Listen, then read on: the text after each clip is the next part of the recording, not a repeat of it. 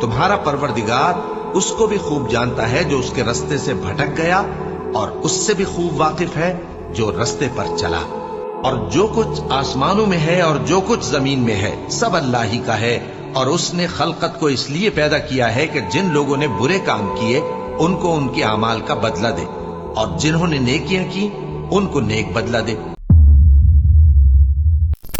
شروع اللہ کا نام لے کر جو بڑا مہربان نہایت رحم والا ہے۔ ستارے کی قسم جب غائب ہونے لگے کہ تمہارے رفیق یعنی ہمارے نبی نہ رستہ بھولے ہیں نہ بھٹکے ہیں، اور نہ یہ خواہش نفس سے کچھ بولتے ہیں۔ یہ قرآن تو ایک وحی ہے جو ان کی طرف بھیجی جاتی ہے، ان کو نہایت قوت والے نے سکھایا، یعنی جبرائیل نے جو طاقتور ہیں۔ پھر وہ پوری طرح بیٹھے جبکہ وہ آسمان کے اونچے کنارے پر تھے، پھر وہ قریب ہوئے، پھر مزید نیچے آ گئے تو وہ 2 کمان کے فاصلے پر ہو گئے یا اس سے بھی کم۔ پھر اللہ نے اپنے بندے کی طرف جو حکم بھیجا سو بھیجا۔ جو کچھ انہوں نے دیکھا ان کے دل نے اس کو جھوٹ نہ جانا۔ کیا جو کچھ وہ دیکھتے ہیں تم اس میں ان سے جھگڑتے ہو؟ اور انہوں نے اس کو یعنی جبرائیل کو ایک اور بار بھی اترتے دیکھا ہے سدرۃ المنتہا کے پاس۔ اسی کے پاس ہمیشہ رہنے کی بہشت ہے، جبکہ اس بیری پر چھا رہا تھا جو چھا رہا تھا۔ ان کی آنکھ نہ تو اور طرف مائل ہوئی اور نہ حد سے آگے بڑھی۔ انہوں نے اپنے پروردگار کی قدرت کی بہت ہی بڑی بڑی نشانیاں دیکھی۔ بھلا تم لوگوں نے لات اور عزا کو دیکھا اور تیسری مورتی یعنی منات کو؟ مشرکو، کیا تمہارے لیے تو بیٹے ہوں اور اللہ کے لیے بیٹیاں؟ یہ تو بہت ہی بے انصافی کی تقسیم ہوئی۔ وہ تو صرف نام ہی نام ہے جو تم نے اور تمہارے باپ دادا نے رکھ لیے ہیں، اللہ نے تو ان کی کوئی سند نازل نہیں کی۔ یہ لوگ محض خیال و گمان اور خواہشات نفس کے پیچھے چل رہے ہیں، حالانکہ ان کے پروردگار کی طرف سے ان کے پاس ہدایت آ چکی ہے۔ کیا جس چیز کی انسان آرزو کرتا ہے وہ اسے ضرور ملتی ہے؟ سو آخرت اور دنیا تو اللہ ہی کے ہاتھ میں ہے۔ اور آسمانوں میں بہت سے فرشتے ہیں جن کی سفارش کچھ بھی فائدہ نہیں دیتی مگر اس وقت کہ اللہ جس کے لیے چاہے اجازت بخشے اور سفارش پسند بھی کرے۔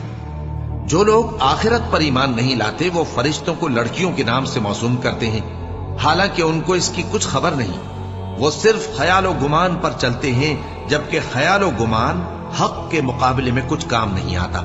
تو جو ہماری یاد سے روگردانی کرے اور صرف دنیا ہی کی زندگی کا خواہاں ہو، اس سے تم بھی منہ پھیر لو۔ ان کے علم کی یہی انتہا ہے۔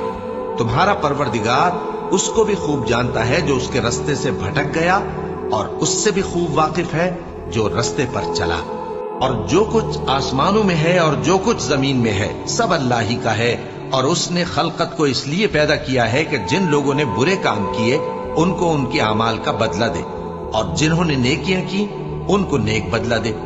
جو صغیرہ گناہوں کے سوا بڑے بڑے گناہوں اور بے حیائی کی باتوں سے اجتناب کرتے ہیں، بے شک تمہارا پروردگار بڑی بخشش والا ہے۔ وہ تم کو خوب جانتا ہے۔